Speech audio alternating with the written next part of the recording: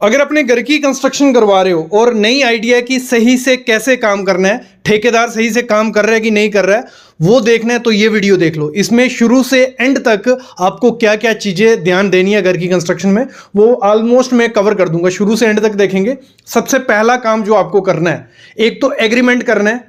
Most important चीज है, अपने कॉन्ट्रैक्टर के साथ एग्रीमेंट करो कि क्या क्या चीजें वो हमें घर की कंस्ट्रक्शन में देने वाला है। अगर 1200 रेट कर रहा है या 1300 रेट कर रहा है, उस 1300 रेट में वो प्लास्टर करके देगा, कौन सी ईंट लगाएगा, कौन सा सीमेंट लगाएगा, कौन सा स्टील लगाएगा, हर चीज इंपॉर्टेंट होती है। भले आपका नॉन कॉन्ट्रैक्टर है, भले दूर पार का कॉन्ट्रैक्टर है, एग्रीमेंट करो फिर घर की कंस्ट्रक्शन स्टार्ट कराओ। और जब भी कॉन्ट्रैक्टर को हायर करना है, उसका पुराना काम जरूर देखना है कि उसकी क्वालिटी कैसी थी काम की, और मार्केट में 3-4 कॉन्ट्रैक्टर से रेट लेने हैं कि क्या रेट में वो घर की कंस्ट्रक्शन करके दे रहे हैं। जब हमारा कॉन्ट्रैक्टर हायर हो जाता है एक बार, फिर हमारा काम शुरू हो जाता है कंस्ट्रक्शन का। तो उसमें क्या ध्यान देना है वो सुनना। अभी जब हम लेआउट और सर्वेइंग करते हैं, हमारा काम वहीं से शुरू होता है। जब भी लेआउट और सर्वेइंग आपको करनी है, प्रॉपर तरीके से करनी है। मतलब ये नहीं है कि कॉन्ट्रैक्टर पे छोड़ दिया, वही चूना मारेगा वही करेगा। आपने प्लान देख लिया, ड्राइंग आपने बनवा ली है, उसके बाद आपको एक रेफरेंस पॉइंट बनाना है अपना। लगा लो किसी का घर है, वहां पे कोई पॉइंट है गवर्नमेंट का, उससे मार्किंग करवानी है, प्रॉपर बेंचमार्क बनाना है, जिससे आपका लेवल भी चले पूरे घर का और आपका पूरा वहां से मार्किंग हो। मतलब जो बुर्जी रहती है, जैसे बुर्जी बनाई जाती है हर एक ग्रिड लाइन पे, तो हर एक ग्रिड लाइन पे आपको बुर्जी बनानी है।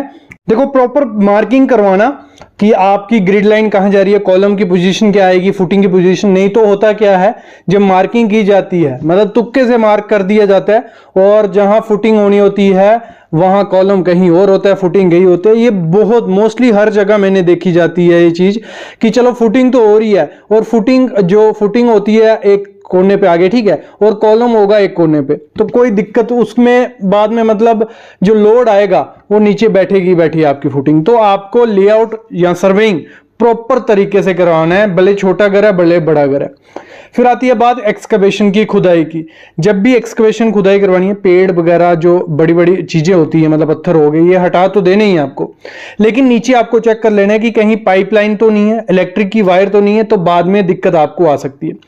दूसरी चीज, आपको जब भी एक्सकवेशन करवानी है, आपको चूज करना है कि जेसीबी से करवाऊं या लेबर से।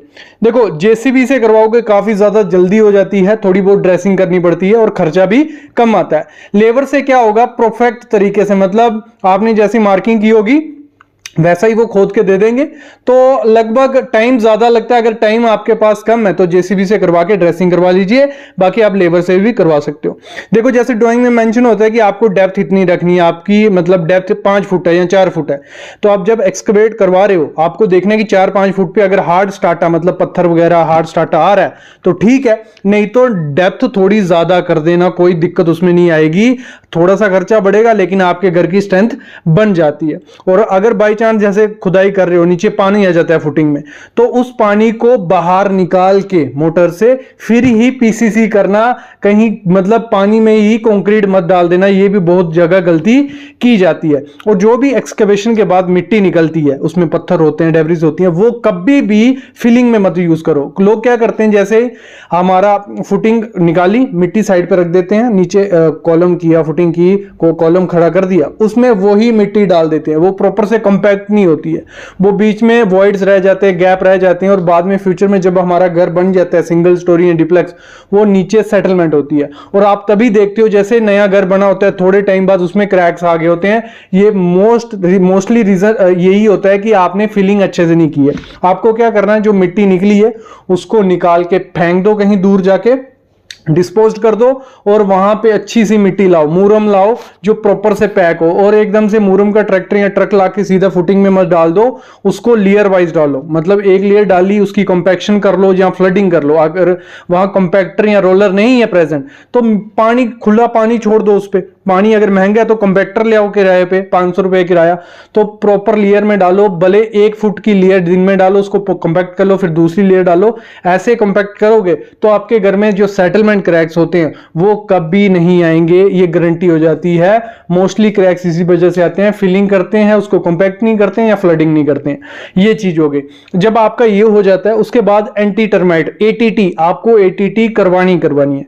आपके घर में जो बाद में 10-15 साल बाद क्रैक्स आते हैं उनका एक रीजन ये भी होता है कि आपकी फुटिंग के नीचे वाली मिट्टी, जो टर्माइट होते हैं, जो कीड़े मकोड़े होते हैं, वो खा गए हैं और आपकी फुटिंग नीचे बैठ रही है, उस कारण भी आपके घर में क्रैक्स आ सकते हैं।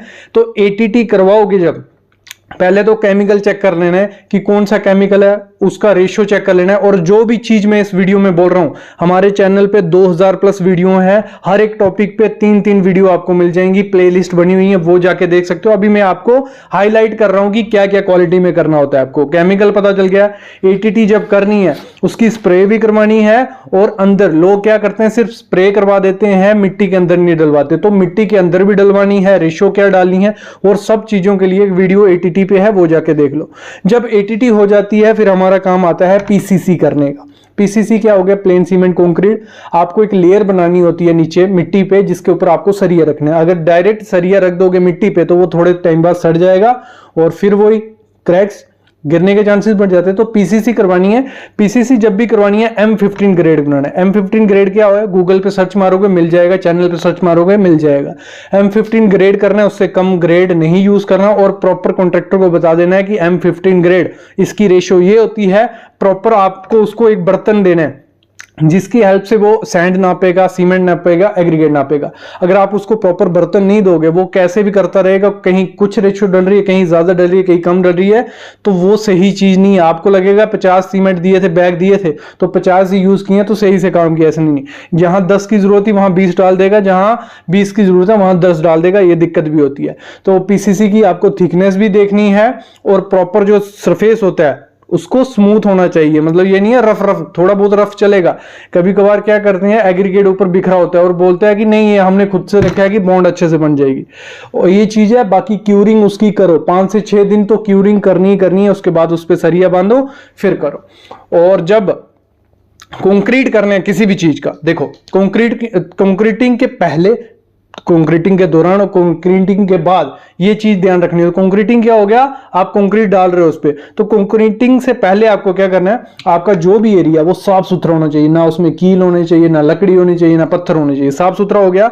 फिर उस पे जो शटरिंग की होगी, भले वो फुटिंग है, भले वो कॉलम है, भले वो स्लैब है, वो शटरिंग में थोड़ा भी गैप नहीं होना चाहिए। अगर थोड़ा भी गैप हुआ, जो आपने सीमेंट कंक्रीट बनाया उसमें से जो सीमेंट होता है वो स्लरी निकल जाती है, तो कंक्रीट सूखा बचता है, वो बाद में क्या निकलता है, हनीकॉम्ब निकलता है। मतलब देखना होगा आपने, गैप होता है, तो हनीकॉम्ब निकल गया तो वो स्ट्रेंथ वहीं खत्म होगी। तो गैप तो जीरो होना चाहिए। भले उसमें क्या करो, बाजार से ले आओ, फिलर ले आओ, वो फिल कर दो, फोम आती है, कुछ भी करो। और जो सपोर्ट्स आपकी होनी चाहिए, प्रॉपर सपोर्ट्स होनी चाहिए। स्लैब है तो प्रॉपर खड़ी सपोर्ट्स होनी चाहिए। मतलब 600 mm पे अगर सपोर्ट नहीं हुई, जब आप स्लैब डाल रहे होते हो, थोड़ी बहुत सेटलमेंट हुई तो स्लैब में क्रैक्स आ जाएंगे। बाकी में अगर सपोर्ट्स नहीं हुई, प्रॉपर से इंक्लाइन सपोर्ट नहीं हुई, तो क्या होगा, आपका कॉलम टेढ़ा हो सकता है, फुटिंग खुल सकती है। तो अगर खुल गई तो फिर डबल खर्चा होने वाला है। स्टील को पूरा चेक कर लो, भले वो स्लैब का है, मैं पूरा कंक्रीटिंग का बता रहा हूं, भले वो कंक्रीट कहीं भी हो रहा है, बीम में हो रहा है, स्लैब में हो रहा है, सीढ़ी में हो रहा है, तो स्टील चेक कर लो कि क्या प्रॉपर से स्टील बांधा है कि नहीं बांधा है जो चाहिए। कवर ब्लॉक मोस्ट इंपॉर्टेंट चीज है, जो लोग ध्यान नहीं देते हैं। कवर ब्लॉक मस्ट प्रोवाइड करो। और फिर क्या होता है, कई जगह पे कटआउट्स आते हैं, कई जगह पे इंसर्ट प्लेट होती हैं, आपकी कंड्यूट पाइप्स होती हैं, बिजली वाली तारें, वो प्रॉपर से डाली गई हैं, प्रॉपर उनका गैप है, प्रॉपर बांधी हुई हैं। कहीं कंक्रीट होगा तो भाग तो नहीं जाएंगी, ये चीजें भी आपको देख लेनी है। तो कंक्रीट के लिए प्रॉपर सेफ्टी करनी है। मतलब कोई भी कंस्ट्रक्शन का काम, भले छोटे पैमाने पे बड़े पैमाने पे, कंस्ट्रक्शन के काम में आपको सेफ्टी का ध्यान देना ही देना है। अगर सेफ्टी का ध्यान नहीं दोगे, अगर कोई इंजरी होती है, डेथ होती है साइट पे, तो सबसे पहला नंबर ओनर का या इंजीनियर का लगता है। तो आपको सेफ्टी, उनको प्लेटफॉर्म बना के देना है, कोई भी काम के लिए पूरी सेफ्टी देखनी है। कंक्रीट का फिनिश लेवल देखना है कि कहां तक उसको फिनिश चाहिए, कॉलम है तो देख लेना है, इसके ऊपर बीम भी आने वाला है तो उसका देख लेना है, स्लैब का फिनिश लेवल देखना है, 5 इंच की स्लैब है तो 5 इंच की स्लैब है, फुटिंग का देख लेना है, तो फिनिश लेवल देख लेना है तो प्रॉपर से कंक्रीट होगा। वाइब्रेटर देख लेना है, वाइब्रेटर आपने लाया है कि नहीं लाया है, जो भी रेशियो डालने वाले हो M25 या M30 तो वो ग्रेड प्रॉपर है कि नहीं है, कंक्रीट की क्वांटिटी कितनी आने वाली है, और जो स्टील खड़ा किया है उसको सपोर्ट मिली है नहीं मिली है। ये हो गया कंक्रीट से पहले के काम।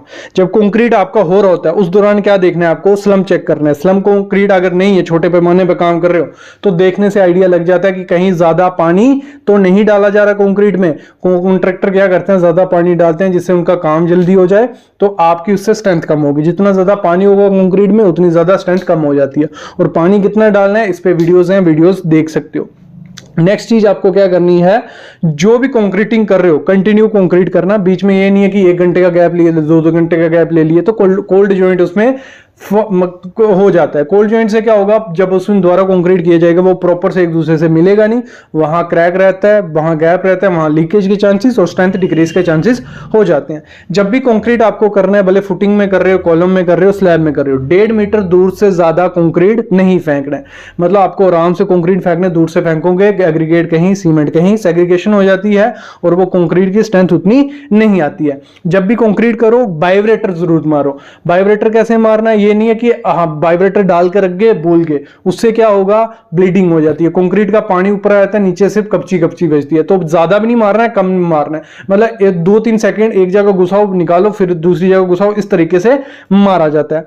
तो कंक्रीट को लेयर में डालना, अगर आपका लगा लो कोई कहीं कॉलम डाल रहे हो तो 3 मीटर हाइट है तो एकदम से 3 मीटर हाइट का कंक्रीट भर दोगे, उसकी स्ट्रेंथ वैसी नहीं आएगी। तो लेयर में डालो, पहले 400 mm भर लो, फिर थोड़ा 5 मिनट का गैप लो, उसको वाइब्रेट कर लो, फिर दूसरा भरो, ऐसे इस तरीके से आपको भरना है।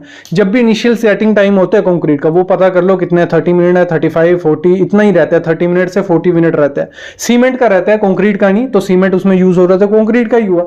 तो जब उसमें इनिशियल सेटिंग टाइम आपको पता है, जैसे इनिशियल सेटिंग टाइम हुआ थोड़ा थोड़ा पानी मारना स्टार्ट कर दो कंक्रीट पे। उससे क्या होगा, जो आपके श्रिंकेज क्रैक्स रहते हैं वो उसके चांसेस कम हो जाते हैं। तो क्यूरिंग आपको स्टार्ट कर देनी है। जैसे कंक्रीट हो रहा है आपका, जहां कंस्ट्रक्शन जॉइंट आता है, लगा लो कॉलम है, यहां बंद करना है तो वहां कुछ स्टॉपर लगा के रखो कि कंक्रीट आपका वहां रुक जाए। जब ज्यादा भर जाएगा या कम भरेगा तो तोड़ना पड़ेगा, दोबारा भरना पड़ेगा, तो ये दिक्कत रहती है। तो प्रॉपर मार्किंग कर लेनी है लेवल की, जो भी लेवल रहता है, फिनिशिंग रहता है, ये ध्यान देनी होती है कंक्रीटिंग के दौरान। जैसे ही आपका कंक्रीट खत्म हो जाता है, सबसे पहला काम जैसे मैंने कहा इनिशियल सेटिंग के बाद क्यूरिंग, तराई करना उसकी शुरू कर दो। तराई कैसे कर सकते हो, अगर कोई वर्टिकल जगह है, ठीक है, तो वहां पे वेट हेजिंग जो बोरी आती है उसको गीला करके डाल दो और हर 1 घंटे के बाद पानी मारते रहो। और फ्लैट सरफेस है जैसे स्लैब है तो वहां पे आप पॉन्ड्स बना दो, जैसे पाली बनाई जाती है सीमेंट से, रेत से, उसमें पानी रहना ही रहना चाहिए। 8 से 10 दिन पानी उसमें रहेगा तो प्रॉपर से आपका कंक्रीट स्ट्रेंथ पकड़ेगा। और जो भी करेक्टिव एक्शन होता है, जैसे हमारा कंक्रीट हो जाता है पहले दिन, हम उसको 17 घंटे के बाद जो भी वर्टिकल सरफेस रहती है मोस्टली खोल देते हैं। जैसे उसको खोला, उसमें पानी मारना है और जहां जहां हनीकॉम्ब आया उसको प्रॉपर से 1:1 का माल बना के सही कर देना है। और ये तरीका होता है सही से कंक्रीट करने का। ठीक है, ये हो गया सब चीजें। अब आती है जब ब्रिक वर्क कम करते हैं, तो ब्रिक में क्या है, पहले तो क्वांटिटी आपको पता होनी चाहिए कितनी ब्रिक चाहिए। ये हो पता हो कि 10,000 ब्रिक पड़ी है और लगनी 20,000 है। जब काम चल रहा है तो फिर देखते हैं दूसरे दिन तो काम ब्रिक ही नहीं है। ब्रिक की क्वालिटी चेक कर लो, पहले सैंपल लेके उसके टेस्ट कर लो। टेस्ट कैसे करने हैं घर पे ही कर सकते हो, उस पर वीडियो है वो देख सकते हो। मोटार जो यूज करने वाले हो उस पर, ठीक है, आप 1:5 का माल बना रहे हो या 1:4 का, तो 1:4 का ही होना चाहिए। मैंने जैसे कहा कॉन्ट्रैक्टर को फर्मा बना के दे दो, उसको कोई बर्तन दे दो जिससे 1 सीमेंट डालेगा, 5 वो सैंड डालेगा, तो उससे उसको प्रॉपर रहेगा। नहीं तो वो अपने से करता रहेगा कुछ भी। तो मोटार की रेशियो देखनी है और प्रॉपर देख लेना है कि ब्रिक की लोकेशन कौन सी है। यहां पार्टीशन 4 इंच की है तो 4 इंच की दो, जहां पार्टीशन 5 इंच की और 9 इंच की है 9 इंच की दो। तो ये पहले देख लेना, नहीं तो मोस्टली देखते हैं यहां नहीं आनी थी, फिर तोड़ते हैं यहां आनी थी, फिर ऐसे किया जाता है, उससे खर्चा बढ़ता है, टाइम जाता है। और ब्रिक की वेटिंग बहुत इंपॉर्टेंट चीज है। आपको पहले ही ब्रिक को गीला करके रखना पड़ेगा। अगर उसको मतलब पहले दिन पानी पिलाया, फिर पानी, मतलब जितना पानी उसको पिलाओगे ना उतना अच्छा, उतनी उसकी स्ट्रेंथ होती है। तो ये नहीं है कि जैसे ब्रिक लगाने वाले हैं थोड़ा पानी डाला और लगा दी, तो वो खराब चीज है। जब प्लास्टर करोगे ना तो ब्रिक आपका पूरा प्लास्टर का पानी सोख लेगी और प्लास्टर आपका पाउडर बन जाएगा। जो भी जॉइंट की थिकनेस होती है, जैसे बीच में थिकनेस आती है ना 10 mm की, वो 10 mm रखनी ही रखनी है, उससे कम नहीं रखनी है, ना ज्यादा रख के भी कोई फायदा नहीं है, ठीक है। जो भी ब्रिक का फ्रॉग होता है वो सीधा रखना कि कंक्रीट उसमें प्लास्टर उसमें भरे, दूसरी ब्रिक उसके ऊपर आए, ये चीज भी देखना। प्लम बॉब चेक करते रहो हर मतलब एक दिन में, तो मेरे ख्याल में 1500 mm या 3 फीट से ज्यादा दीवार मत करो, ज्यादा करोगे तो वो गिरने के चांसेस भी हैं और प्रॉपर से नहीं होती है, स्ट्रेंथ नहीं पकड़ती है। तो प्लम बॉब की हेल्प से देखते रहो कि लेवल सही जा रहा है नहीं। अगर लेवल अभी सही नहीं होगा, बाद में जब प्लास्टर चढ़ाया जाएगा, एक जगह 30 mm प्लास्टर होगा, एक जगह 10 mm प्लास्टर होगा, ठीक है। ये चीज भी आपको देखना है। और फिर जो भी साइज है डोर का, डोर कहाँ आना है, कहाँ क्या साइज है वो रख लो, विंडो का साइज, लोकेशन, ये सब चीजें आपको करनी है। और जब आपकी ब्रिक वर्क हो जाती है उसकी 10 दिन तराई करो। 10 दिन तराई की होगी तो स्ट्रेंथ पकड़ेगा, नहीं तो प्लास्टर आपका पाउडर बन जाएगा। पहले देख लेना, जैसे आपने 3 फीट किया, सिल लेवल पहुंच गए, वहां पे आपको कंक्रीट बैंड जो देना होता है वो कंक्रीट बैंड देना ही देना है। लिंटर लेवल कहाँ है, लिंटर लेवल तक ब्रिक वर्क करो, मतलब ब्रिक वर्क के दौरान ये चीजें ध्यान रखनी है। जब हम स्टील बांधते हैं, ठीक है, स्टील कोई ये देखो आगे पीछे चल रही है, लेकिन समझते रहना किस चीज के लिए बोल रहा हूं। जब स्टील बांधा जाता है उसका बीबीएस पता है, बार बेंडिंग शेड्यूल, जिनको नहीं पता है तो उस कॉलम की शेप क्या होगी, उस बीम का शेप क्या होगा, ये आपको ड्राइंग में मेंशन होता है। लेकिन आपको कॉन्ट्रैक्टर को बोल देना कि बीबीएस बना लो, अच्छे से पूरे रखो, वेस्टेज ना हो। बीबीएस के हिसाब से काम करना सही रहता है। कहाँ कौन सा डाया आएगा, क्या ब्रांड यूज होने वाला है, ये चीजें ध्यान रखनी होती है, ठीक है। और जब भी सरिये को बांधना है आपको देखना है कॉन्ट्रैक्टर यहाँ सिंगल वायर यूज करता है, डबल वायर यूज करो, अच्छे से पोजीशन में बंधा रहेगा तो कंक्रीट के टाइम भी वो रुका रहेगा। कौन सी लोकेशन में बाहर आना है ये चीज भी देखना है। जब आपका सरिया आता है, कभी भी मिट्टी पे सरिये को मत रखो, मतलब अप्रॉक्स 2-3 फीट बोल रहा हूँ, ज्यादा बोल रहा हूँ, 300 mm तो दूर मिट्टी से होना चाहिए। क्रोजन पीला सरिया नहीं होना चाहिए। ये चीजें भी आपको देख लेनी है जब भी सरिया यूज करना है। जब भी शटरिंग होती है, मोस्ट इंपॉर्टेंट चीज होती है, आपको गैप शटरिंग में नहीं आने देना, स्लरी नहीं निकलने देनी है। तो गैप बिल्कुल जीरो कर दो, फिल कर दो और प्रॉपर सपोर्ट्स दो। ये मैंने पहले ही कहा। लाइन चेक कर लो कि आपकी स्लैब की लाइन पूरी प्रॉपर है, नहीं तो प्लास्टर के टाइम देखो, अभी हो जाता है प्लास्टर के टाइम डबल प्लास्टर चढ़ता है वो गिर जाता है। प्लम बॉब देख लो, कॉलम का जो भी है, जिसकी भी शटरिंग है, एक प्रॉपर चीज के नहीं बोल रहा, डायमेंशन चेक कर लो, शेप चेक कर लो कि यही है कि नहीं है। ग्रिड लाइन के हिसाब से शटरिंग, मतलब आपकी जो फुटिंग है, अगर वो सही से होगी, कॉलम सही से होगा, कॉलम सही से होगा, बीम सही से होगा, फिर स्लैब होगी। तो फुटिंग में आपको ग्रिड चेक कर लेना है कि प्रॉपर कॉलम बीच में आ रहा है नहीं आ रहा है, ये चीजें चेक कर लेनी है। नहीं तो कॉलम आगे पीछे होगा, बीम जब डाला जाएगा तो बीम टेढ़ा दिखेगा आपको। ग्रिड चेक कर लो। और ये जो भी वायर यूज की जाती है फुटिंग में या कॉलम में, देखो कंक्रीट के अंदर से, मतलब शटरिंग के अंदर से बाहर वायर लाई जाती है, और जो वो रास्ता बनता है जब शटरिंग खुल जाती है तो उसी से पानी अंदर घुसता है और आपकी स्ट्रेंथ डिक्रीज होता है, सरिया डिट्रॉइड होता है। ये काम हो गया, ठीक है। ब्रिक हमने कर ली थी, उसके बाद प्लास्टर का काम आता है। जब आपको प्लास्टर करवाना है, सबसे पहले तो क्यूरिंग 10 दिन उसकी होनी ही होनी चाहिए। दूसरी जो कंडक्ट पाइप डाली जाती है बिजली के लिए, इलेक्ट्रिक वायर्स के लिए, उन कंडक्ट को प्रॉपर से कट करो, डाल दिया। एक लेवल होता है, ब्रिक पे मारा होता है, बुल मार्क भी जो बोला जाता है, बटन मार्क भी बोला जाता है, उस पर वो क्या मारा जाता है, छोटे छोटे मारे जाते हैं जिससे प्लास्टर का लेवल पता चलता है। तो उस लेवल के हिसाब से आपको कंडक्ट पाइप्स डालनी है। जो हमारा सरफेस होता है कंक्रीट का, वहां पे आपको क्या करना है, आपको वहां हाकिंग कर देनी है, रफ कर देना है उस जगह को। तो ये कर देना है, दीवार पे बुल मार्क होना चाहिए, ठीक है। ये सब चीज जब हो जाती है, फिर जो आपने कंडक्ट पाइप डाली होंगी, ठीक है, कंडक्ट पाइप्स को आपको प्रॉपर रेशो बनानी है, 1:3 का माल बना के कंडक्ट पाइप को छुपा देने अंदर, ठीक है। जब छुपा दिया, उसके ऊपर आपको चिकन मैश यूज करनी है और क्यूरिंग करो। जो आपने वो किया होगा ना कंडक्ट पाइप को, प्लास्टर छोटा सा, तो उसकी तराई करो 5-6 दिन, ठीक है। जब मोटार जो यूज करनी है प्लास्टर में, वो आपको 30 से 45 मिनट के अंदर कंज्यूम करनी ही करनी है, नहीं तो वो खराब हो जाती है। और जो प्लास्टर करते टाइम नीचे प्लास्टर गिरता है, उसको मत यूज करो, उसमें एक्स्ट्रा सीमेंट डाल के यूज करो। नहीं तो कुछ लोग क्या करते हैं, नीचे से उठाते हैं, वो तो 1 घंटा पुराना भी होगा, पानी डाला लगा दिया, ये खराब चीज है, ठीक है। सीलिंग में सबसे पहले प्लास्टर करो और धीरे धीरे नीचे आते जाओ। नंबर ऑफ कोड्स कितने आएंगे ये मेंशन होना चाहिए, अंदर 1 कोड आना चाहिए, सीलिंग पे 6 mm का होना चाहिए, दीवार पे 12 mm का। तो ये चीजें पता होनी चाहिए। एजेस वगैरह पूरे प्रॉपर से बना लो, नहीं तो दिक्कत आएगी। क्यूरिंग 10 दिन तराई उसकी करनी ही करनी है। फंटी और प्लम बॉब से प्लास्टर चेक करो, नहीं तो जब पेंट वगैरह होगा, पुट्टी होगी, तो वो टेढ़ा सा दिखेगा। ये चीज भी आपको ध्यान देना है। जो भी मतलब जैसे चिकन मैश हमने लगाई, उस पे जब प्लास्टर किया जाएगा, वो प्रॉपर से चिकन मैश बाहर नहीं दिखनी चाहिए। विंडो और डोर का साइज हमेशा देख लेना। फिर जब इलेक्ट्रिक का काम आता है, आपको जब स्लैब में इलेक्ट्रिक की पाइप डालनी है, प्रॉपर वो पाइप जॉइंट एक दूसरे से होना चाहिए। बाद में जब कंक्रीट करने वाला कर देता है, जॉइंट प्रॉपर से आपने किया होगा, निकल जाएगा, और बाद में इलेक्ट्रिक वाला बोलेगा कि आपने तो कंक्रीट वाले ने निकाल दिया, अब क्या करें, बाहर से वायर करिए। मोस्टली हुआ है। तो आपको स्लैब की पूरी ड्राइंग के हिसाब से पंखा कहाँ आना चाहिए ये वो कर लेना है। नीचे जब आपको फैन की मतलब जो बॉक्सेस रहते हैं, जब हमने जो प्लास्टर से पहले काम किया जाता है इलेक्ट्रिक का अंदर वाला, तो वहां पे बटन मार्क मारे जाएंगे कि इतने लेवल पे हमारा प्लास्टर होगा। तो उस लेवल से अंदर बॉक्स आपके फिक्स होने चाहिए, प्रॉपर से फिक्स करके उनकी क्यूरिंग करो। फिर जो लेवल है, कितने लेवल पे ये स्विच आना चाहिए, ये स्विच आना चाहिए, वो प्रॉपर से पूरा फिक्स होना चाहिए। फिर उसके बाद प्लास्टर करने दो। प्लम्बिंग के टाइम भी आपको क्या करना है, जो पाइप्स अंदर दौड़ाई जाती हैं, ठीक है, उनका चेक कर लो। पानी प्रेशर से जो हाइड्रो टेस्ट किया जाता है वो टेस्ट नहीं होता है, तो फिर भी पानी खोल के प्रॉपर पानी डाल के देखो कहां से लीकेज हो रहा है, फिर उसके बाद उसके ऊपर प्लास्टर करने देना। जॉइंट टेस्ट कर लिया, फिर कहां प्लम्बिंग की हाइट आएगी, जो भी फिक्सचर्स रहते हैं, सीट कहां आएगी, वॉश बेसिन कहां आएगा, इनका प्रॉपर से पूरा पॉइंट लगा के फिर करो, ठीक है। वाटर प्रूफिंग करवा लो, अगर आपके टॉयलेट बाथरूम की करवानी है वो पहले ही करवा लेनी है। जब हमारी फ्लोरिंग होती है, फ्लोरिंग का काम आता है, फ्लोरिंग के टाइम लेवल मोस्ट इंपॉर्टेंट चीज होती है, स्लोप कहां देनी है।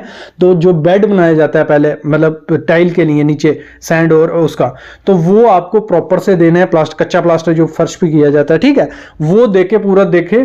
फिर आपको लेवल देख लेने हैं डोर का, कि डोर कहां आने वाला है, कितनी स्लोप चाहिए, प्रॉपर से क्लीन एरिया होना चाहिए। टाइल चेक कर लेनी है कौन सी लगानी है। रेशियो मोटार की, जो आप बेड बनाने वाले हो, एडहेसिव से लगाने वाले हो, सीमेंट से लगाने वाले हो, ग्रुप टाइलिंग में कितना रखना है, स्लोप वगैरह, ये सब चीजें चेक करके आपको करना है। और जब पेंटिंग का काम आता है, आपको प्लास्टर किए हुए 10 दिन होने चाहिए, प्रॉपर से सूख गया होना चाहिए, दीवार पे कोई मॉइस्चर नहीं होना चाहिए। फिर उसके बाद आप पुट्टी मरवाइए, 2 कोट जो भी है आपके। पुट्टी मराने के बाद जो फ्लोरिंग आपने पहले की है, नीचे मैटिंग वगैरह कर लेना, नहीं तो वो खराब हो जाएगी। पेंट आप प्रॉपर जो भी प्रोपोर्शन से डालना है, कौन सा पेंट करना है, ये चीजें आपको चूज करनी होती है। शेड कौन सा है, कोड कितनी करनी है, तो ये आप पे छोड़ता हूं। बाकी जब डोर और विंडो आपको लगाने हैं, तो आपको प्रॉपर चेक कर लेना है, जो भी ओपनिंग छोड़ी थी प्लास्टर के टाइम, उनको प्लम्ब ऑफ करना है कि प्रॉपर है, नहीं तो लकड़ी जब काट के लगाओगे तो वो टेढ़ी सी दिखेगी, फिर गैप फिल करना पड़ता है, वो खराब दिखता है।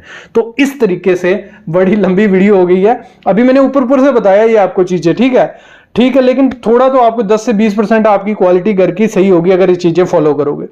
तो इस पे बहुत वीडियो बन जाती है यार, अगर आप प्यार दोगे, आप कहोगे कि वीडियो ले आओ, हम ले आते, जो भी आपके कमेंट्स होते हैं ना, वो वीडियो आ जाती है दूसरे तीसरे दिन। तो इस पे और वीडियो चाहिए, हर चीज पे, हर टॉपिक पे अलग अलग चाहिए, वो भी ले आऊंगा। और 2000+ वीडियोस है ना, इन्हीं टॉपिक पे, हर एक टॉपिक, जो भी टॉपिक सर्च करोगे, आपको जो भी चाहिए अपने घर के लिए, उस चीज को लिखो, आगे सिविल साइट विजिट लिख दो, आपको यूट्यूब पे सबसे पहले 3-4 वीडियो हमारी ही दिखेंगी। तो ऐसी वीडियोस मैं लाता रहूंगा, बस आप चैनल को सब्सक्राइब करके रखो और बेल आइकन दबा के रखो।